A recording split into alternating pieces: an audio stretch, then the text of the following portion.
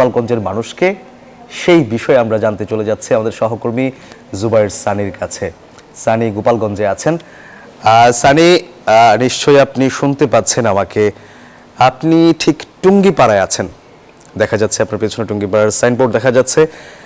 কি দেখছেন গোপালগঞ্জবাসীর মধ্যে, আসলে উত্তেজনা কতটুকু, ভোট নিয়ে তারা কি বলছেন, সেই সাথে কোনো প্রকার শঙ্কা আসলে প্রকাশ করছে কিনা সেখানকার সাধারণ ভোটাররা, জানাবেন আমাদের।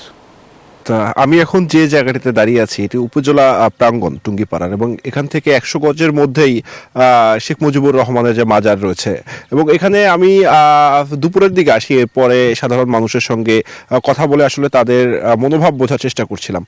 এখানে মিশ্র প্রতিক্রিয়া, অনেকে যেটি বলছেন যে তারা যেহেতু সবসময় আওয়ামী লীগের সমর্থক ছিলেন, এখানে শেখ মুজিবুর রহমানের বাড়ি, সেক্ষেত্রে তারা ভোট দিতে যাবেন কিনা সেই বিষয়ে তারা সন্দিহান।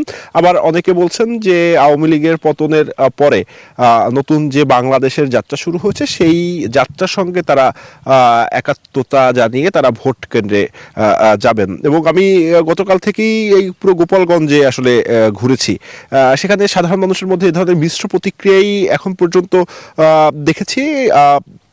কেউ কেউ বলছেন যে তারা ভোট দাম থেকে বিরত থাকবেন, বাট অনেককেই আমি দেখেছি যে তারা এই যে নতুন যে পথ চলায়, সেই পথ চলায় আসলে তারা সঙ্গী হতে চাচ্ছেন।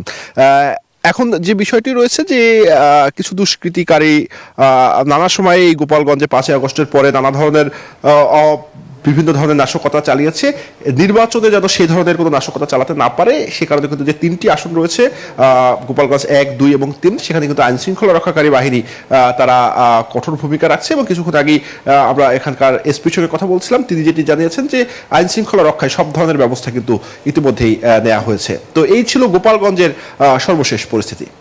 ইটালিয়ানো মেলামাইনের নজর কাড়া ডিজাইন, যার প্রশংসা করবে সবাই। Italiano melamine.